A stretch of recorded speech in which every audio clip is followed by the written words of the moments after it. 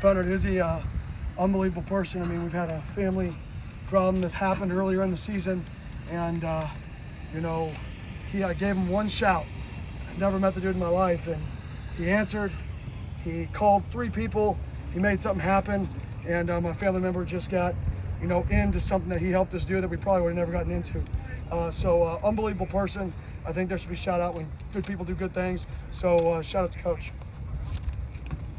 Kenny, when you look at the guys that are seniors, the guys that are injured, the guys that are in the transfer portal, the guys that are going into the draft, how do you manage all of this stuff now to get your team ready? Yeah, I mean, the guys that are out here, we're just going to fly around, practice hard, and coach them. And I think that's the dynamics. It's the nature of, this is such a new era of college football. It's changed in the last 36 to 24 months. It's changed. The last 24 to 12 months, it's changed. In the last 12 months, it's probably had its biggest jump in change. I really believe that, just in terms of how people operate and how it's going. So much change. You just got to be willing to adapt into these settings. How the guys responded to all that? I think they're flying around, having fun, practicing.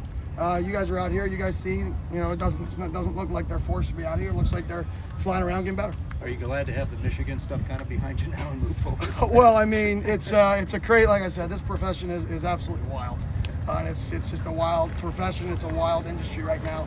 It's just nuts. What are the important things, like, to a head coach in promoting stability within your operation? Yeah, I think one thing for stability is your assistant staffs, the support for them, the support for your players, right? In this nature of the arms race, right? You got to get the arms, right, to be competitive or even field a team, to retain a team. You have to, keep up with the Joneses when it comes like that. And then longevity. In this crazy era of college sports, longevity is security. Security is protection for if there's something bad that goes happen, then you got to be able to, bounce back another year later. This profession's so volatile that a security is a critical piece on top of those two things that are needed to actually build and continue to grow a program in the climate of chaos. Have you started to look at Duke at all? Are you working on that now? Yeah, we've looked at Duke. We've worked on it pretty good. This last day, we'll go in today. We'll kind of regather our thoughts even more.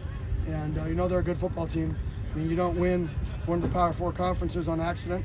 And this is a team that has hosted a championship trophy in one of the 4 Power 4 conferences. And it's a great challenge. Kenny, you've talked about the college football being kind of a mess right now. You've also talked about some of the things with this team being what's right with college football, like Jeff Sims. Do you make a conscious effort to have your program be the what's right with college football? No, I just think we treat people right. I think it's nobody's doing it right, nobody's doing it wrong, right? Everybody's just doing it different, right? Because there's so much chaos right now. And, it's kind of like the tech boom, right? Is so much money is being poured into it from different places, right? It's a battle to grow the fastest, right? And some people, you could be here today and you could be at the bottom tomorrow overnight. And you've got to be able to protect yourself from that, not just for yourself, but for your staff, for your players. You've got to be able to protect that. Otherwise, just like the tech boom, something that a website you go to every day, right? You look at it the next day and it's like, what's that, like 401 code or whatever? You're like, that's not even a website anymore, right? It got bought out and closed by the bigger company, right? Because they don't want the competition. And that's kind of the world we're in a little bit right now, is the tech boom of college football. And you've just got to be ready to change and just hope you treat people right along the way. Are you surprised to see the number of quarterbacks that are entering the portal each year? Not at all. I mean, absolutely not at all. This is just a new normal, and it's uncomfortable for some people, but I keep saying it. This is a different industry, and it's a whole different model than it was 12 months ago, 24 months ago. It is constantly changing. And as the cost to enter increases, not just for a player, but to build a team, to build a program, to maintain a staff, you're going to constantly see change because that's the world that we're in right now. And there's nothing wrong with that. It's just, it is what it is, and you've got to be able to adapt to continue to raise your level and operate, or you're going to die. And it's unfortunate because you could go in one day with a plan, and the next day, that plan sucks. It's 3x to run that plan. You better be ready to have your plan to how to become 3x what you just were 4 days ago. Because 4 people chose to, at other institutions, chose to be all in. Well, now you got to be like, well, we got to change some things up if we want to be competitive. Or you got to find a way to kind of survive those moments if you're not competitive until the seas kind of settle.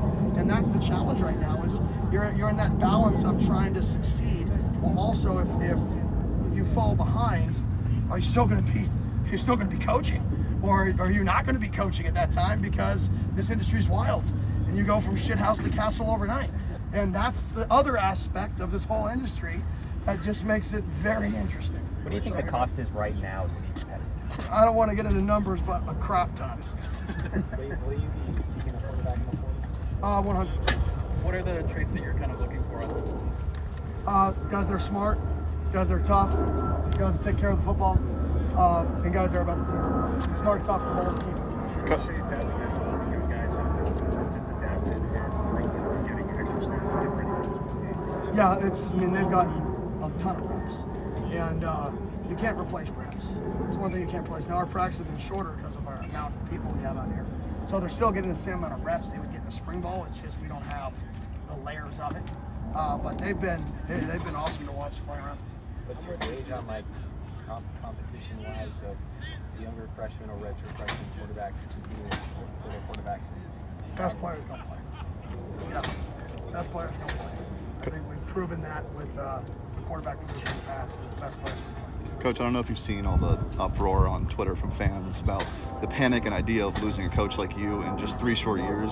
What does that mean to you that the fan base is already just so all in? To be honest, I don't go on social media a lot this time of year. I usually go on in the off seasons, or if I go on, it's specific because somebody sends me something, like, hey, this is a edit that somebody, is going pro. And I click on it, I quote tweet it, I turn that thing off. Yeah. And then I repeat, right? So usually I get sent things, and that creates my activity on social media. It's not me in like the scroll world. So I really don't know what's happening in the scroll world.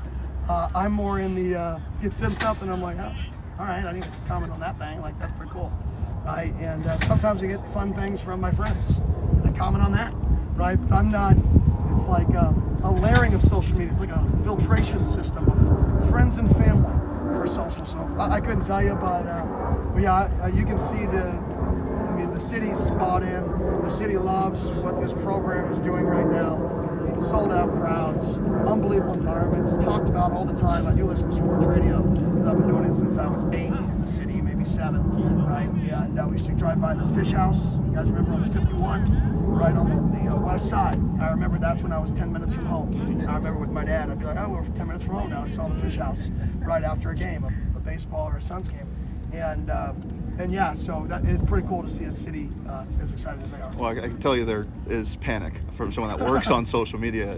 Is there any part of you that wants to try to put that to bed for the fan base? I think my job is to try to do whatever I can for the people that are with me, right? The people that are in the foxhole, the coaches that are in the foxhole with me, is I got to do whatever I can to fight for those people, for my family, for everything from that perspective. And kind of, and I love it here. I've said that since day one. That's absolutely never changing. Absolutely never changing. So yeah, that piece is never changing. With all of this constant rapid change you're talking about, what does Anthony Cooper's longevity say about spanning the years? Rare, absolutely rare, and it's pretty cool to see. I mean, he's out here practicing, and even on the days that we say the vets and seniors don't have to practice, he's out here practicing. So it's pretty cool. So what's the limit on practices now? There's really no limit because we're not in school. When school ends, there's really no limit. But we're going to go Tuesday, Thursday, Saturday, just with our numbers. Originally on the schedule, I had 5 days. That's this. Out of the March.